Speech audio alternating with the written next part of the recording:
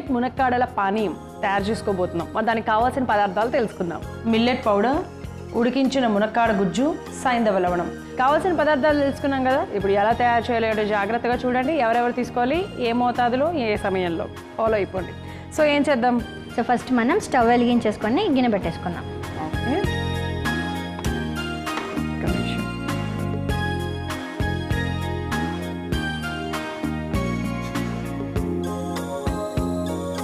So మనము కొన్ని నీళ్లు పోసుకున్నాం. అంటే ఒక గ్లాస్ ఆఫ్ వాటర్ పోసుకున్నాము. దీనికి ఎక్కువగా అంటే కొలతలు ఏం లేదు, ఒక గ్లాసు 2 గ్లాసులు మరిగించుకోవాలి అలా ఏం లేదు కదా. లేదు, యూజువల్గా మనం పానీయం తయారు చేసుకుంటాం. దానికోసం కొంత వాటర్ తీసుకున్నాం.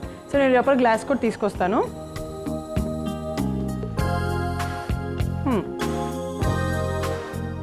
ఓకే, సో మనం ఒక కప్పు మిల్లెట్ పౌడర్స్ని తీసుకున్నాం. మిల్లెట్ పౌడర్ అంటే చిరుధాన్యాల పొడి అనమాట. మనకి మార్కెట్లో దొరుకుతుంది. ఒకవేళ మీ ఇంట్లో అన్ని చిరుధాన్యాలు రా ఫామ్లోనే ఉంటే చక్కగా రోస్ట్ చేసేసి గ్రైండ్ చేసేసుకోవాలి. డ్రై రోస్ట్ చేసి మంచిగా పౌడర్ చేసేసుకోవాలి. ఓకే, ఇప్పుడు ఇదంతా సో ఆ కప్పు మొత్తం వేసేసుకున్నాం. కప్పు మొత్తం వేయాలా? Okay okay. అంటే ఫర్ ఎగ్జాంపుల్ సూప్ లాగా మనం తయారు చేసుకుంటే ఎలా అయితే చేసుకుంటామో అలా అనమాట. ఓకే, సో అది మంచిగా మనం మిక్స్ చేసేసి కొంచెం ఒక ఉడికేంత వరకు ఉంచుద్దాం. ఓకే, అంతే. సో ఇవి కొద్దిగా ఉడకాలి కదా, ఒక 2-3 పొంగులు రావాలి.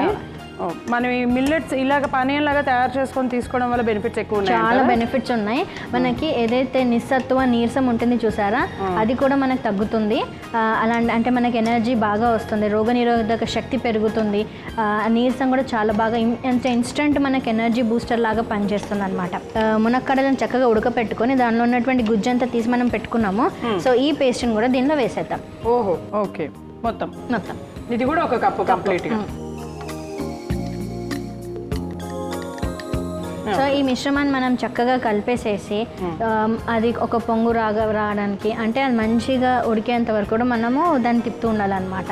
సో ఇలా చేసుకున్నది మనం తీసుకున్నట్లయితే మనకి రోగనిరోధక శక్తి చాలా బాగా పెరుగుతుంది, ఎముకలకి చాలా బలంగా ఉంటుంది. అలానే మనం ఇక్కడ యూస్ చేసిన మునక్కాడలు ఉన్నాయి చూసారా, అవి మనకి ఫైబర్ కంటెంట్ అధికంగా ఉంటుందన్నమాట. సో అందుకని మనకి కాన్స్టిపేషన్ కూడా తగ్గిపోతుంది. సో మనకి మోషన్ ఫ్రీగా అవ్వడానికి, మజిల్స్ అన్నీ కూడా కరెక్ట్గా ఉండడానికి, అంటే దాని యొక్క కాంట్రాక్షన్ రిలాక్సేషన్స్ అన్నీ కూడా కరెక్ట్గా, ఏ మజిల్స్ అయినా అబ్డామినల్ మజిల్స్ కానివ్వండి, స్ట్రాంగ్ మజిల్స్ అన్నీ ఒక 3-4 వెరైటీ మజిల్స్ ఉంటాయి అన్నమాట మన శరీరంలో. అవన్నీ కూడా కరెక్ట్గా పనిచేయడానికి కూడా ఉపయుక్తంగా ఉంటుంది. ఓకే, సో ఇది కొద్దిగా ఉడుకు రావాలన్నమాట. సో ఇలా ఎవరైనా తీసుకోవచ్చు. ఎవరైనా మార్నింగ్ మనం బ్రేక్ఫాస్ట్ లాగా కూడా తీసేసుకోవచ్చు. బ్రేక్ఫాస్ట్ ని స్కిప్ చేసి తీసుకుంటే మంచిది, ఎందుకంటే మిల్లెట్ పౌడర్ కాబట్టి ఇది ఎక్కువ బలంగా ఉంటుంది అండ్ ఇది డైజెస్ట్ అవ్వడానికి, జీర్ణం అవ్వడానికి చాలా టైం పడుతుంది. సో అందుకని మనకి ఒబిసిటీ కానీ వెయిట్ తక్కువ అవ్వడానికి కూడా ఉపయుక్తంగా ఉంటుంది. అండ్ కొలెస్ట్రాల్ లెవెల్స్ని కూడా మెయింటైన్ చేస్తుంది. సో డయాబెటిక్ షుగర్ ఉన్న వాళ్ళకి కూడా ఉపయుక్తంగా ఉంటుంది. అండ్ మనం ఇది ఇంకొకటి ఏంటంటే మనం మునక్కాడలో సీడ్స్ని కూడా యూస్ చేస్తాం కదా. సో మునక్కాడల సీడ్స్లో అధికంగా కాల్షియం ఉంటుంది అనమాట. సో ఆ కాల్షియం అనేది మన మోకాలలో గుజ్జు రావడానికి కూడా ఉపయుక్తంగా ఉంటుంది. సో న్యాచురల్గానే. సో మోకాల నొప్పులకి కాల్షియం ఎంత అవసరమో అందరికి తెలుసు. అలా కాల్షియం రిప్లేస్మెంట్గా కూడా ఇది పనిచేస్తుంది. ఓకే, సో మనం ఆల్రెడీ పొంగులు వచ్చినాయి, 2-3 పొంగులు ఇంకా సరిపోతుంది. మనం లాస్ట్లో ఒక చిటికెట్ సైంధవలవణం వేసుకొని తిప్పేసేద్దాం. ఓకే, సరిపోతుందా? సరిపోతుంది. సో చిటికెట్ సైంధవలవణం 1/2 స్పూన్లో కూడా ఇంకా తగ్గించి వేసుకున్నాము. ఈ సూప్ని ఇలా దీన్ని సూప్ లాగా కూడా అంటారు. సో ముఖ్యంగా చలికాలంలో ఇది తీసుకున్నట్లయితే మనకి జఠరాగ్ని దీప్తింపజేస్తుంది. అలానే మన శరీరానికి కావాల్సినటువంటి ఎనర్జీ, అంటే రోగనిరోధక శక్తిని కూడా ఇప్పించేస్తుంది. ఓకే, సో ఇలా తయారు చేసేసుకున్నాం కాబట్టి దీన్ని ఇప్పుడు ఒక బౌల్లోకి తీసేసుకుందాం. సో ఇప్పుడు మనం ఈ మిశ్రమాన్ని అంతా కూడా ఒక బౌల్లోకి తీసేసుకుందాం. సో చూడ్డానికి అయితే ఇంచుమించుగా రాగి జావ లాగానే అనిపించింది మనకి మునక్కాడలు.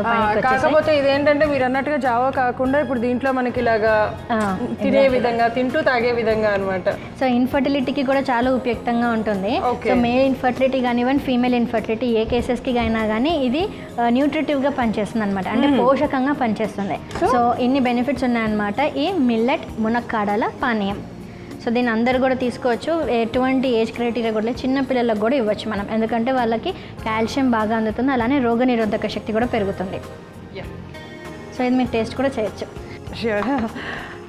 రోగనిరోధక శక్తి పెంపొందించుకోవడం చాలా అవసరం. దాంతోపాటు కాల్షియం డెఫిషియన్సీ చిన్నపిల్లల దగ్గర నుంచి ఫేస్ చేసేస్తున్నారు ఈ ప్రాబ్లమ్ని. మరి అలా ఎవరికి రాకూడదు, ఆ ప్రాబ్లమ్స్ సఫర్ అవ్వకూడదు అంటే ఇదిగో ఈ యమ్మీగా కనిపిస్తుంది, చూడడానికి కూడా బాగుంది కదా. మరి దీన్ని కూడా నేను ఒకసారి టేస్ట్ చేస్తాను, ఈ మిల్లెట్ ములక్కాడల పానీయం.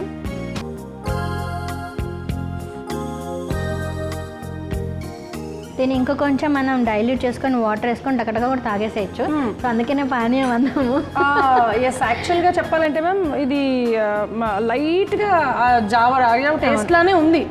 దాంట్లో మనం నవ్వడానికి మధ్య మధ్యలో అవి ఏమంటారు ములక్కాడల గుజ్జు కూడా ఉంది కాబట్టి కొత్తగా చాలా డిఫరెంట్గా ఉంది, ఒక రకంగా సూప్ లాగానే ఉందన్నమాట. బాగుంది. సో ట్రై చేసేసేయండి, అందరికీ ఎంతో ఉపయుక్తకరంగా ఆరోగ్యాన్ని ఇచ్చే విధంగా ఉంటుంది. మరి దీనికి కావాల్సిన పదార్థాలు, తయారు చేసే విధానం మరొకసారి మీకోసం. మిల్లెట్ మునక్కాడల పానీయం తయారు చేసుకోవడానికి కావాల్సిన పదార్థాలు: మిల్లెట్ పౌడర్, ఉడికించిన మునక్కాడ గుజ్జు, సైంధవ లవణం.